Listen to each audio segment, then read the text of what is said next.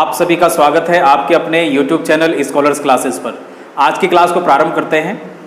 आज हम जो टॉपिक पढ़ने वाले हैं उसका नाम है HCF एंड LCM। हमेशा ध्यान रखना, इस टॉपिक को हम कई जगह पर इस्तेमाल करने वाले हैं। जैसे LCM आपने देखा होगा कि जब हम समय दूरी के क्वेश्चन करेंगे या नाप धारा के क्वेश्चन करेंगे तो वहाँ पर हमें जल्दी से LCM मानने के लिए कहीं ना कहीं कुछ बातें ऐसी सीखनी होंगी जो जल्दी से हमें LCM को ला करके दे। या फिर आपने एक टॉपिक देखा होगा जनरली समय और कार्य में भी हम LCM को ही देखते हैं कि जैसे टोटल हमें वर्क मानना हो तो जल्दी से LCM का वहाँ पर इस्तेमाल किया जाता है। वीडियो के अंत तक आप जरूर बने रहें जिससे कि आपको जितने भी क्वेश्चन मैं आज यहाँ पर कराने वाला हूँ, सबसे पहले तो हम इसका बेसिक कंसेप्ट जानेंगे, क्या होता है HCF, क्या होता है LCM, किस तरीके से इनको जल्दी से फाइंड आउट किया जाता है। प्राइमरी मेथड भी देखेंगे कौन कौन से अभी तक हमने छोटी क्लासों में सीखे थे और आज हम क्या नया सीखने वाले हैं। तो इसके लिए वीडियो के आप अंत तक जरूर बने रहिएगा, सारी की सारी बातें आपको समझ जाएंगी। एग्जाम के अंदर इसका आपको एक सवाल जरूर देखने को मिलेगा। चलिए शुरू करते हैं। सबसे पहले हम पढ़ने वाले हैं HCF को। इसको बोलते हैं highest common factor. Highest common factor Hindi में अगर इसको बोलें तो हिंदी में इसको बोला जाता है में से, ठीक है, मतलब महत्तम समापवर्तक।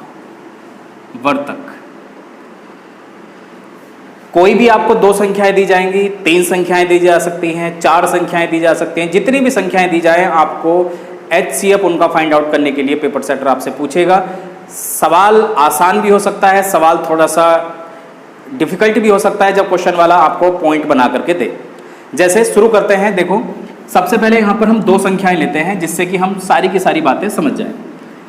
मान लीजिएगा दो संख्याएं मैंने ली, एक 16 और एक लिया मैंने 36। क्लियर है? एक मैंने लिया 16 और दूसरा लिया मैंने 36। 16 और 36 का सवाल वाला आपसे पूछेगा इन दोनों संख्याओं का HCF ज्ञात करें। तो जो इसका प्राइमरी मेथड है मैं आप लोगों को सबसे पहले वो क्लियर कर देता हूं, ठीक है, तभी जाकर के आपको वो जो शॉर्ट ट्रिक मैं यहां पर बताने वाला हूं वो आपको समझ आएगी। और वो क्या है, देखो आपने इन दोनों संख्याओं में से बड़ी संख्या से छोटी संख्याओं को भाग करना है। भाग विधि आप उसको लिख सकते हो। जो इसका मेथड फर्स्ट है वो कौन सा है? मेथड फर्स्ट जो रहने वाला है वो भाग विधि वाला है। 36 को हम 16 से भाग करेंगे, ये हो जाएगा 2 बार 32 हो जाएगा। कितना बच चुका है? 36 में से अगर 32 जाएगा तो 4 बचेगा। अब जरा ध्यान दें, ये जो 4 आपका शेषफल अब बच चुका है। भाग विधि का नियम यह है कि शेषफल जब तक आपको 0 ना मिले तब तक, शेषफल आपको 0 ना मिले, मतलब प्राइमरी मेथड में हमने अभी तक 7वीं 8वीं क्लास में यही सीखा था कि सबसे पहले हमें क्या बनाना है? 0 बनाना है। अब 0 बनाने के लिए ये जो आपका शेष आया है, अब जिस संख्या से आपने भाग दिया था उस संख्याओं को फिर से विभाजित कर दीजिएगा। तो इसका मतलब हमें किसको भाग करना है? 16 को। ये लिखा हुआ है। अब 16 को अगर हम 4 से विभाजित करेंगे तो कितनी बार जाएगा? 4 बार। तो आप मुझे बताओ शेषफल कितना बच चुका है? 0। जब शेषफल आपको 0 मिल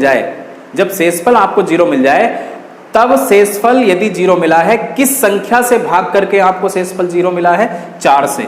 अब जरा ध्यान दीजिएगा, ये जो 4 है ना, ये जो 4 है ये आपका हो चुका है HCF, मतलब हिंदी में कहें तो में से हो चुका है। इन दोनों संख्याओं का जो में से रहने वाला है वो कितना रहने वाला है? 4 रहने वाला है। अब में से का मतलब अगर हम ध्यानपूर्वक समझे, में से का मतलब ये होता है ये सबसे बड़ी संख्या है पूरे संख्या पद्धति के अंदर, पूरे नंबर सिस्टम के अंदर ये सबसे बड़ी संख्या है जो इन दोनों को पूरा विभाजित करती है। इससे बड़ी संख्या आप नहीं बता पाएंगे। इससे छोटी संख्या हो सकती है, जैसे 2 हो सकती है, 1 हो सकती है, उस तरीके से। तो कहने का मतलब क्या हो गया, अगर कभी भी हमें HCF अगर कैलकुलेट करना है भाग विधि से तो हमारा जो नियम होगा वो इस तरीके से रहने वाला है। हमें सबसे पहले क्या काम करना है? 36 को 16 से भाग करके हमें 0 बनाकर लेके आना है। और जहां पर आपको 0 मिले आप समझ जाना, जिस 0 मतलब जो शेषफल आपका 0 बना वो किस संख्या से विभाजित करके बना, वही आपका क्या रहने वाला है? में से रहने वाला है। अब चलते हैं भाई उस मेथड को सीख लेते हैं जो हमें एग्जाम के अंदर करना है, क्योंकि कोई जरूरी नहीं है कि यहां पर आपको केवल 16 ही दिखाई दे। यहाँ पर ऐसा नंबर भी आ सकता है जो यहाँ पर क्या 116 हो, 1016 हो, यहाँ पर 1036 या 136, कुछ इस तरीके की संख्याएं, बड़ी बड़ी संख्याएं कई बार एग्जाम में आ जाती हैं और उनका हमें जल्दी से मैसे कैलकुलेट करना है। अब मैसे कैलकुलेट करने के लिए देखो क्या करेंगे, 16 और 36 को इस तरह से लिखना है आपने, इतना काम कर लेंगे आप लोग। अब ये देखना है कि ये दोनों संख्याएं ऐसे किस पहाड़े में आती हैं, ऐसा कौन सा पहाड़ा है जो इन दोनों ये दोनों संख्याएं उससे कट जाए। तो वो पहाड़ा हमें मालूम है, अगर हम यहां से देखते हैं, हम इसको 4 से पहले काट सकते हैं ना। देखो ये हो चुका है 4 बार और 4 नम कितना हो चुका है 36, इतनी बात क्लियर। अब क्या करना है, अगला स्टेप आप समझ लीजिएगा, फिर से आपने ये ढूंढना है, अभी तो छोटी संख्याएं चल रही हैं तो आगे तक की मैं सारी बात आप लोगों को यहीं पर बता रहा हूं। यहां पर अब ये देखना है कि ये 4 और 9 किसके पहाड़े में आती है। अब आप कहोगे ये तो किसी के पहाड़े में नहीं आती है, तो आती है वो किसके, एक के पहाड़े में आती है। तो इसका मतलब आप यहां पर क्या लिख लीजिएगा, 1, क्योंकि 1 अगर मल्टीप्लाई करोगे 4 से तो 4 ही आएगा, उस तरीके से 9 रहने वाला है। अब देखो क्या करना है, हमने भाग विधि से ये कैलकुलेट किया था, भाग विधि से ये कैलकुलेट किया था कि इन दोनों संख्याओं का जो HCF है 16 और 36 का जो HCF है वो कितना है, 4 है। लेकिन जो हमने मेथड नंबर सेकंड सीख लिया है, जो मेथड नंबर सेकंड है उससे भी हमारे क्वेश्चन का आंसर देखो 4 आ रहा है। और 4 कैसे बनेगा, 4 इंटू 1, 4 इंटू 1 कितना आ चुका है 4। तो कहने का मतलब यहां पर आपको टाइम कम लगा, ना तो आपने भाग किया, आपने बस ये चेक किया है कि कौन सी संख्या किसके पहाड़े में आती है। तो आप मुझे बताओ सेकंड वाला मेथड सही है या पहला वाला मेथड सही है। मेथड दोनों सही है होने को, लेकिन हमें तो एग्जामिनेशन के अंदर वो मेथड अप्लाई करना है जो कम हमारा समय ले, तो कम समय आपको यहीं से लगने वाला है। चलिए एक सवाल और देख लेते हैं जिससे आपको अच्छे से प्रैक्टिस हो जाएगी। यहां पर मैंने लिया,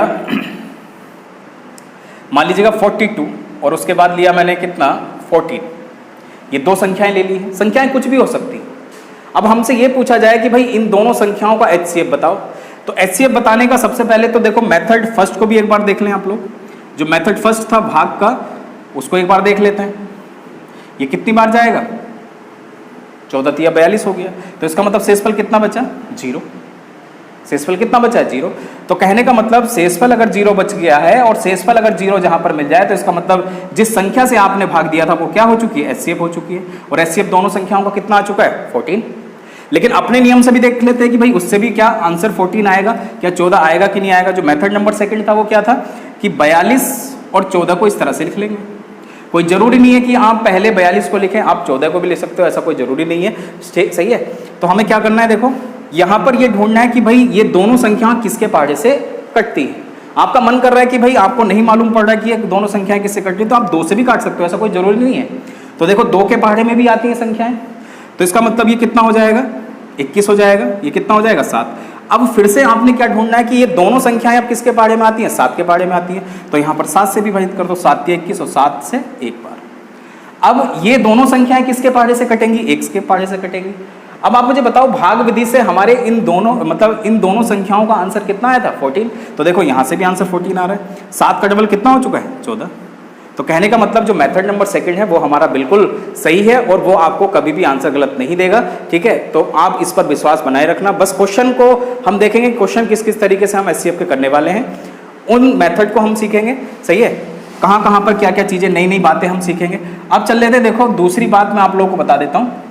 मान लीजिए संख्या यहां पर अगर हो चुकी है, मान लीजिएगा 3, जैसे यहां पर मैंने लिखा 21, 18, 24, कितनी संख्याएं हैं, 3। हमसे ये पूछ लिया जाए संख्याएं अब 4 भी हो सकती हैं, तो केवल 3 से हम 4 को भी समझ लेंगे, 5 को भी समझ लेंगे। संख्याएं 3 हैं, अब 3 का आपसे क्या पूछा गया, HCF बताइए। क्या बताइए, HCF बताइए। तो कोई दिक्कत नहीं है, HCF बता देते हैं। क्वेश्चनों पर जल्दी से मत पहुंचिए, अभी काफ़ी सारी बातें हैं जो आपने ध्यान देनी है। क्वेश्चन पर भी चलेंगे, सारे के सारे मेथड, सारे के सारे नियम मैं आप लोगों को यहाँ पर बताने वाला हूँ। कैसे कैसे क्वेश्चन जल्दी भी किए जाएंगे वो भी हम सीखेंगे। लेकिन सबसे पहले आप HCF देख लीजिएगा किस तरीके से कैलकुलेट किया जा रहा है। पहला नियम क्या बताया मैंने आपको, भाग का। भाग करके भी यहाँ पर देखते हैं, क्योंकि सारी बातें हमें क्लियर होनी चाहिए। अब वो आपके ऊपर डिपेंड करता है कि आप कौन सी टेक्निक एग्जाम के अंदर आप इस्तेमाल करने वाले हैं। तो सबसे पहला काम भाग का। अब भाग में देखो ऐसा कोई जरूरी नहीं है कि मैं 21 और 18 में ही पहले भाग करना चाहूँ, मैं इन दोनों में भी भाग कर सकता हूँ और 21 और 24 में भी भाग कर सकता हूँ, कोई भी कर सकते हैं। तो ध्यान देते हैं कैसे करने वाले हैं। देखो 18, मेरा मन कर रहा था 18 और 24 को उठाने का पहले, ये 18 का एक बार, ये कितना बचेगा 18। अब 18 और 24 का अगर हम डिफरेंस लेंगे तो कितना बनेगा 6। 6 को फिर से हमें 18 से विभाजित करना पड़ेगा। क्यों करना पड़ेगा? अगर कोई भी आपसे पूछता है तो आप बता देना कि हमें 0 चाहिए शेषफल। यहाँ पर शेषफल आया था 6, इसलिए मैंने अब क्या किया, जिस संख्या से शुरुआत में मैंने विभाजित करने का प्रयास किया था उसी संख्या को फिर दोबारा से भाग किया, जिससे कि शेषफल क्या मिल जाए 0। तो आप मुझे बताइए कितनी बार जाएगा, 6 3 18, शेषफल कितना मिल गया 0।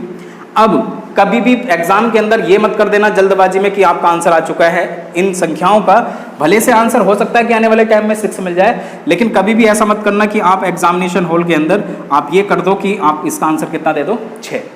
ये आंसर आपका गलत हो सकता है। पूरा तरीका आप समझिए, पूरा मेथड क्या है। अब देखो क्या करना है, अब ये काम करना है कि जो बची हुई संख्या है, जो संख्या अभी तक हमने नहीं ली थी 24 और 18, 24 और 18 को लेने के बाद कौन सी संख्या बची है 21। तो इसका मतलब अब हमें इस 6 संख्या, जो संख्या अभी लास्ट में आई थी उस संख्या से अभी 21 को भी भाग करना है। तो इसको हटा दूं, हटा देता हूं, इसको नोट कर लिया होगा आपने।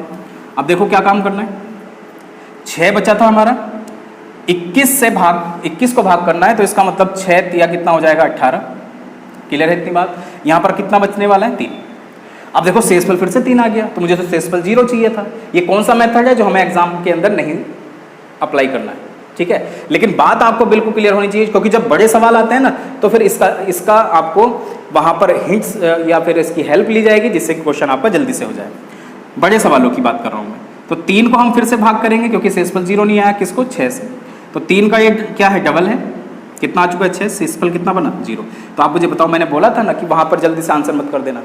अब इन 3 संख्याओं का HCF मैं लिख भी देता हूं, कितना आ चुका है 3। आंसर कभी भी 6 मत दे देना, वरना क्वेश्चन आपका गलत हो जाएगा। क्योंकि कई लोगों की आदत होती है कि नहीं जी मैंने तो वही मेथड करना है जो मैंने ट्रेडिशनल वे में जिस चीज को पहले से सीखा हुआ है, जिसको मैंने बचपन में सीखा हुआ, किसी सर ने या किसी मैडम ने बताया हुआ। आपको ये बात समझ आ गई होगी। तो आप मुझे बताओ HCF कितना आ चुका है 3। अब 3 क्या है, HCF है क्या? ये सबसे बड़ी संख्या है पूरे नंबर सिस्टम के अंदर जो इन तीनों संख्याओं को पूरा पूरा विभाजित करेगी। क्लियर है? अब चलते हैं अपने मेथड पर कि भाई अपना वाला जो मेथड है उससे कैसे आंसर जल्दी आएगा। हमने 21, 18 और 24 को ये देखना है ये तीनों संख्याएं किसके पहाड़े से कटने वाली हैं। ये तीनों संख्याएं किसके पहाड़े से कटने वाली हैं।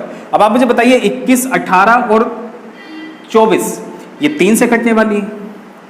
3 से अगर इसको काटेंगे 3 7 21 हो जाएगा, 3 6 18 हो जाएगा और 3 8 कितना हो जाएगा 24। अब आप मुझे बताइए ये 7 ये 8 ये 6 सॉरी ये 7 ये 8 ये 6 संख्याएं जो लिखी गई हैं ये किसके पहाड़े में आती हैं, 1 के पहाड़े में आती हैं। क्लियर है इतनी बात? अब क्या करेंगे, हमारा जो पैटर्न है वो यहीं पर टर्मिनेट हो चुका है। तो इसका मतलब हमारा जो मेथड था हम ये करेंगे कि अब 3 की मल्टीप्लाई 1 से करेंगे। हमारे क्वेश्चन का जो सेकंड मेथड से जो आंसर आया है, जो सेकंड मेथड से आंसर आया है वो HCF कितना आया है 3। और आप मुझे बताओ भाग विधि से भी 3 आया था और इस मेथड से भी 3 आया। तो इसका मतलब कौन सा मेथड आप लोगों को ज्यादा आसान लगा? ज्यादा आसान आपको यही लगा होगा। सही है, हमेशा ध्यान रखेंगे इसको। चलिए अब चल लेते हैं, हम समझते हैं भाई LCM। हम क्या समझने वाले हैं? LCM को जो पूरा हम इसको देखेंगे उसको बोलते हैं least common multiple. Least common multiple, इसको हिंदी में बोलते हैं लस्य। लस्य का मतलब लघुत्तम समापवर्तक। समापवर्तक। क्लियर है इतनी बात? तो इसको भी देख लेते हैं, संख्याओं पर ही हम काम करेंगे। तो 2 संख्याएं हम ढूंढ कर देख लेते हैं कि वो कौन कौन सी संख्याएं होंगी। उसके बाद हम देख लेते हैं कि कैसे हम LCM को कैलकुलेट करेंगे। LCM कैलकुलेट करने का तरीका, जैसे मैं कहता हूं कि यहां पर मैंने संख्याएं ली है 16 और 24। फिर से आपने पहला मेथड जरूर देखना है जिससे कि बड़े सवालों में इसका आपको दोबारा से सीखने की जरूरत ना पड़े। अगर पहले से आप लोगों को ध्यान है तो इसका मतलब आप सारी चीजें समझ जाएंगे। पहला मेथड क्या था जो हमने प्राइमरी मेथड जो हमने क्लासरूम में समझा था जब हम 7वीं 8वीं या 6ठी क्लास में थे। 16 और 24 को हमें सबसे पहले मैडम ने कहा था सबसे पहले 2 से काटिए। 2 से कट जाए तो उसके बाद बड़ा नंबर लीजिएगा। काटना आपने सबसे पहले किससे है? 2 से। ठीक है, और तब तक करते रहना इस पैटर्न को जब तक 1 1 ना बन जाए। याद करो पुरानी क्लास को, तो वही करते हैं। उस तरीके से LCM क्या रहने वाला है, यहां पर मैं लिख भी देता हूं LCM। सबसे पहले 2 से काटते हैं इसको, 2 अट्ठे 16 हो जाएगा, ये कितना हो जाएगा 12। फिर हमें सर ने ये बोला था कि 2 से फिर काटिए, बड़ी संख्या ना ले लें आप। 2 दूनी ये हो जाएगा 2 चौक 8, 2 छंग कितना हो जाएगा 12, क्योंकि पेपर उस समय हमारे सब्जेक्टिव हुआ करते थे, हमें पूरा का पूरा सॉल्व करके देना होता था कि इस तरीके से हम एलसीएम को बता पाएंगे। फिर हम 2 से काटेंगे तो कितना हो जाएगा, 2 दूनी 4, 2 तिया 6, उस तरीके से। अब 2 से काटेंगे तो एक बार जाएगा, याद होगा आप लोगों को कुछ इस तरीके से। अब 3 से काटेंगे तो यहाँ पर कितना रहने वाला, देखो बन गया ना नीचे 1 1, एक एक बन चुका है। अब हमें हमारी जो मैम थी उन्होंने यही बात बताई थी कि अब क्या करेंगे, आप इनकी मल्टीप्लाई कर दीजिएगा, सही है। अगर आपने 16 और 24 संख्या का एलसीएम लीस्ट कॉमन मल्टीपल बताना है तो इसके लिए आप इन संख्याओं को मल्टीप्लाई करके गुणा करके आंसर बता दीजिएगा। जैसे 3 दूनी 6 दूनी 12 दूनी 24, 24 का डबल कितना हो चुका है 48, कितना हो चुका है एलसीएम 48। लेकिन आप मुझे बताओ एग्जामिनेशन के अंदर, एग्जामिनेशन हॉल के अंदर एक तो टेम्परामेंट वैसा होता है, सही है, कोई हमें टच भी कर दे तो ऐसा लगता है कि पता नहीं क्यों हमारा टाइम बर्बाद कर रहा है। तो यहाँ पर हमें ये चीज़ सीखनी है कि इससे कोई अलग मेथड भी है क्या जिससे कि हम क्वेश्चन को अपने आंसर कर लें। तो उसके लिए देख लेते हैं, वो जो सेकंड मेथड होगा जो आपने एग्जाम के अंदर अप्लाई करना है उसको एक बार देख लीजिएगा। संख्याएं फिर से हम क्या लेने वाले हैं, वही संख्या लेने वाले हैं, क्योंकि उन्हीं संख्याओं से हमारे क्वेश्चन का आंसर कितना आया है 48। जब कभी भी आपने सेकंड मेथड की बात कर रहा हूं मैं, जब कभी भी आपने एलसीएम ढूंढना हो, चाहे वो संख्याएं 2 हो, चाहे संख्याएं 3 हो, चाहे संख्याएं 4 हो, आपने देखा होगा समय और कार्य में ए किसी कार्य को 16 दिन में करता है, बी उसी कार्य को 24 दिन में करता है। बताइए वो दोनों कार्य को कितने दिन में पूरा करेंगे, सही है। तो ऐसे ऐसे सवाल कई बार आ जाते हैं। तो देखो जब कभी भी एलसीएम निकालना हो तो आपने देखो क्या काम करना है, आपने ये काम करना है कि 16 और 24 को इस तरह से लिख देना। अब ये चेक करना है कि इनमें से सबसे बड़ी संख्या कौन सी है, इनमें से सबसे बड़ी संख्या कौन सी है, और वो संख्या कौन सी है 24। आप उसको टॉप पर लिख लीजिएगा, क्लियर है। आपने क्या करना है, उसको टॉप पर लिख देना, जो सबसे बड़ी संख्या होगी, हमेशा ध्यान रखना। हो सकता है कि 24 इधर और 16 इधर हो। अब क्या करना है, जो नए व्यूवर्स हैं वो इस बात को जरूर ध्यान दें।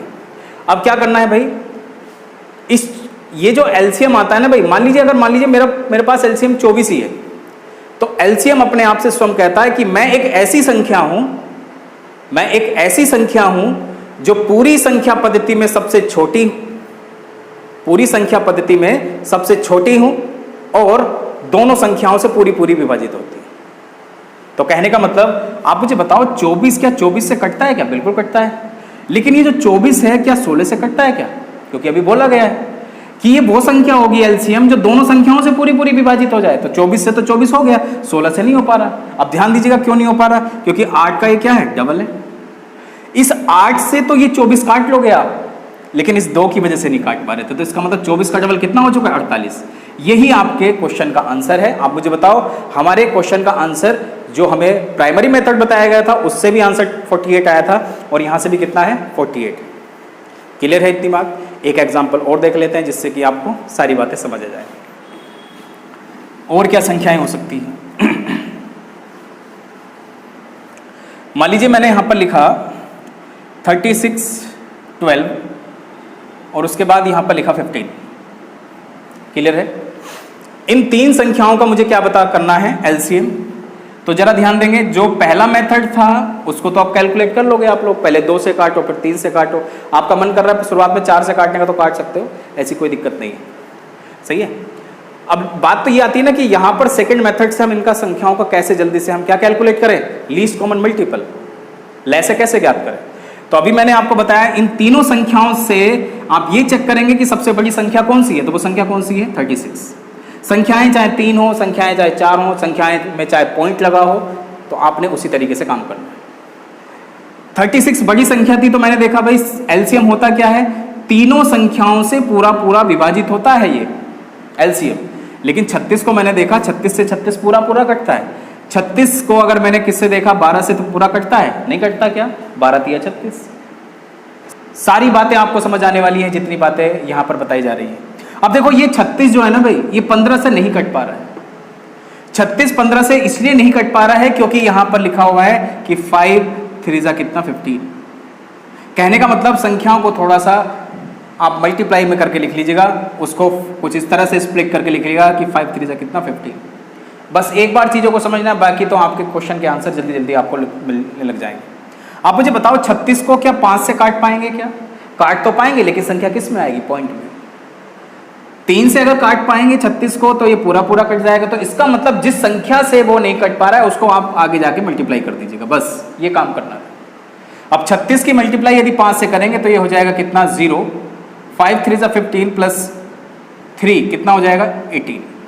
इसका मतलब कितना हो चुका है, इन तीनों संख्याओं का जो हमारा एलसीएम रहने वाला है, लीस्ट कॉमन मल्टीपल रहने वाला है, वो कितना रहने वाला है, 180। देखो अब 180 को हम 36 से भी काट सकते हैं, 180 को हम 12 से भी काट सकते हैं, 180 को हम 15 से भी काट सकते हैं। क्लियर हो गया? तो जो मेथड आपने सीखा है वो मेथड कहीं पर भी गलत नहीं होने वाला है। बस यदि आपने इसको पहले से प्रैक्टिस नहीं किया है तो इसको प्रैक्टिस पर डालें, जिससे कि आपकी अच्छे से पेपर में ऐसा ना हो कि मतलब आप इसको भूल जाएं कि क्वेश्चन किस तरह से जल्दी से अटेम्प्ट होगा। जब तक हम इसकी आदत नहीं बनाएंगे, क्योंकि हो सकता है कि एलसीएम लेने का जो तरीका है हमारा अभी तक यही रहा हो कि 36, 12 और 15। सबसे पहले हमने इसको किससे काटा, हमने काटा इसको किस तरीके से, क्योंकि बेसिक मेथड तो यही था। हमने इसको काटा पहले 3 से, 3 इसको काटा, 3 से काटेंगे तो 3 दूनी 6 हो जाएगा, 3 चौक 12, 3 पंजे 15। अब हम क्या करेंगे, हम 4 से काटेंगे, 4 तिया 12, 4 एक बार 5 बार, इसका मतलब 3 आएगा तो 1 आएगा, उस तरीके से। तो मेथड हमारा कोई भी गलत नहीं है, लेकिन बात यह है कि मेथड हमें वो चुनना है, मेथड हमें वो चुनना है जो हमें क्वेश्चन का आंसर एग्जामिनेशन हॉल के अंदर जल्दी से दे। बस ये बातें आपने ध्यान देनी है। अब देखो 5 तिया 15 चौका 60, और 60 की मल्टीप्लाई यदि हम 3 से करेंगे तो आंसर कितना आएगा, 180। तो मेथड जो हमारा बेसिक मेथड है, जो मेथड फर्स्ट था, उससे भी आंसर 180 आ रहा है, और इधर से जो हमने क्वेश्चन को अटेम्प्ट किया है, सही है, जो बेसिक मेथड से थोड़ा सा डिफरेंट है, उससे भी हमारे क्वेश्चन का आंसर कितना आया है, 180। बाकी और अच्छे से क्लियरिटी आप लोगों को इस पर तब मिलेगी जब मैं इसके क्वेश्चन अभी लगाने वाला हूँ। एग्जामिनेशन के अंदर आए हुए क्वेश्चन पर हम प्रैक्टिस करेंगे, थोड़े से डिफरेंट क्वेश्चन भी देखेंगे, पॉइंट्स वाले भी देखेंगे। तो इसके लिए आप वीडियो के अंत तक जरूर बने रहिएगा। इसके क्वेश्चनों को मैं आप लोगों के सामने लगा देता हूँ। लैसे और मैसे के जो बेसिक कंसेप्ट अभी अब तक हमने सीखे, उन कंसेप्ट को आगे बढ़ाते हुए सबसे पहले सवालों पर प्रैक्टिस करते हैं। व्हाइट बोर्ड पर जो सवाल लिखे हुए हैं अपनी डायरी में आप नोट कर लें, जिससे कि आप प्रॉपर नोट्स बनाते चलें। अब पहले सवाल को एक बार देखते हैं कि किस तरीके से क्वेश्चन को हम जल्दी से करेंगे। सबसे पहले तो आप यहाँ पर ध्यान दीजिएगा, सभी क्वेश्चंस के अंदर क्या पूछा गया, मैसे मतलब HCF पूछा गया है, और HCF का मतलब आपको मैंने बता दिया है कि हाईएस्ट कॉमन फैक्टर की बात चल रही है। और हाईएस्ट कॉमन फैक्टर के लिए मैंने आप लोगों को 2 मेथड बताए, और 2 मेथड में एक प्राइमरी मेथड और दूसरा मेथड जो मैंने आप लोगों को बताया एग्जाम वाला मेथड। तो जरा ध्यान दीजिएगा किस तरीके से हम क्वेश्चनों को अटेम्प्ट करेंगे। सबसे पहले तो भाई यहाँ पे हम लिख लेते हैं कि 2 3 2 4 पहली संख्या ये है, दूसरी संख्या है 8 1 4 8। हमको इसी तरीके से काम करना है।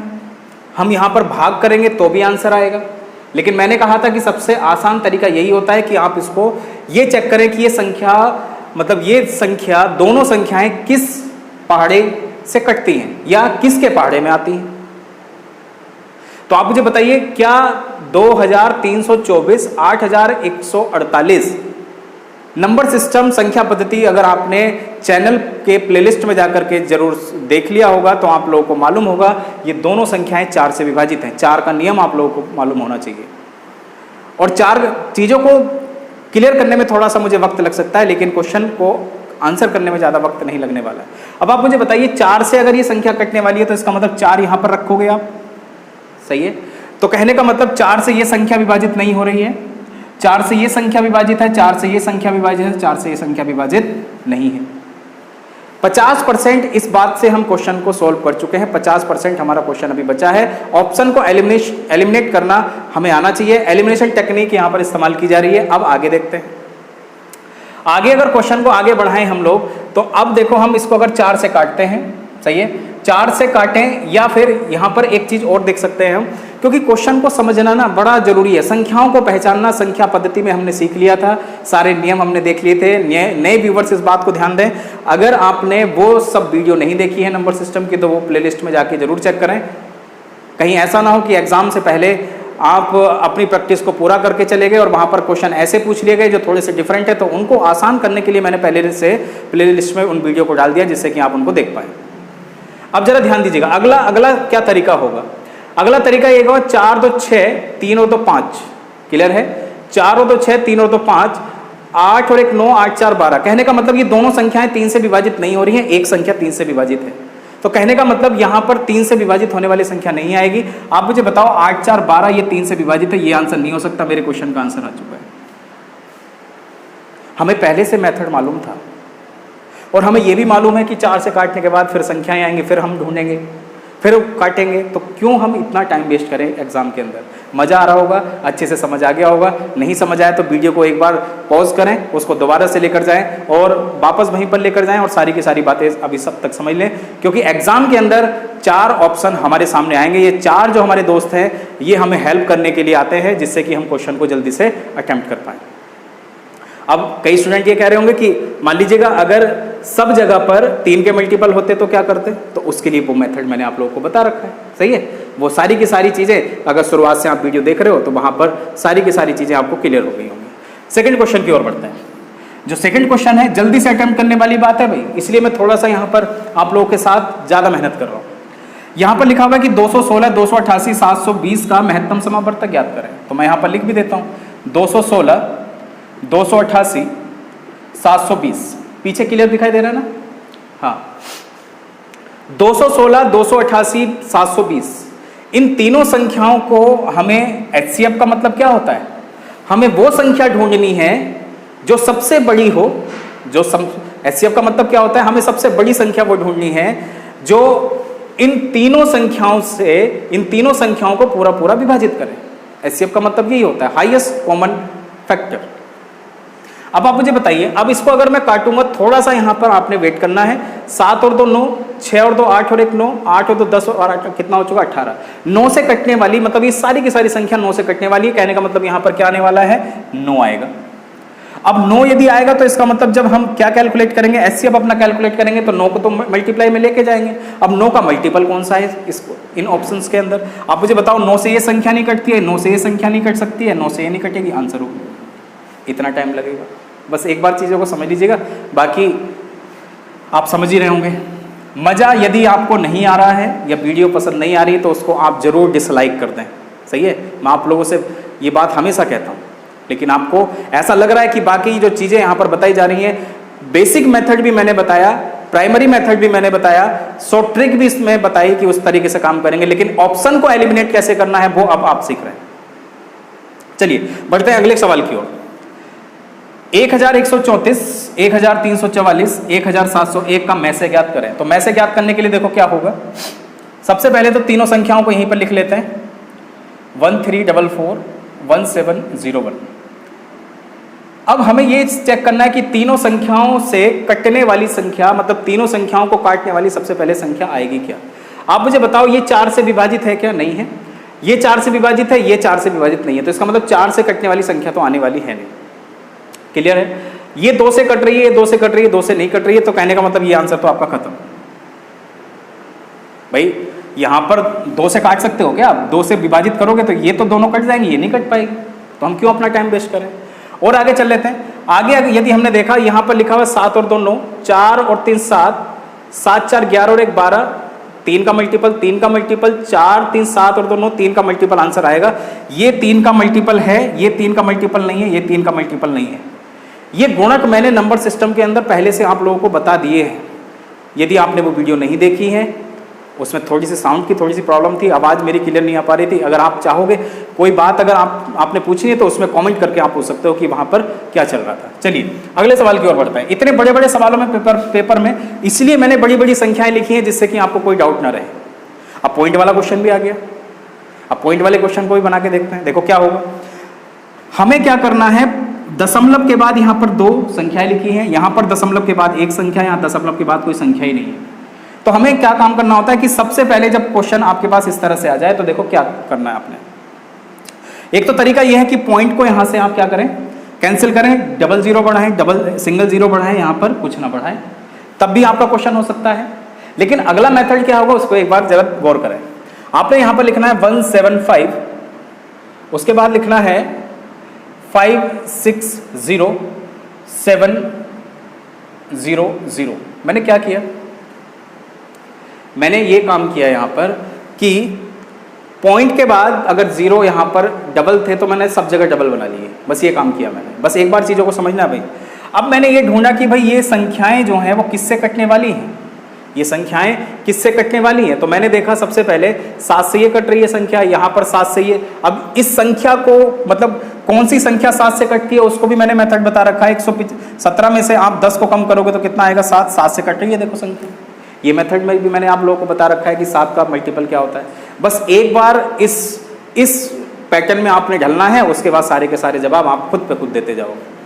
तो आप मुझे बताइए 7 अगर लिखा हुआ है तो इसका मतलब हम कह सकते हैं कि यहाँ पर कितना आने वाला है, 7 से विभाजित होने वाली संख्या। देखो सारी की सारी संख्याएं 7 से विभाजित होने वाली है।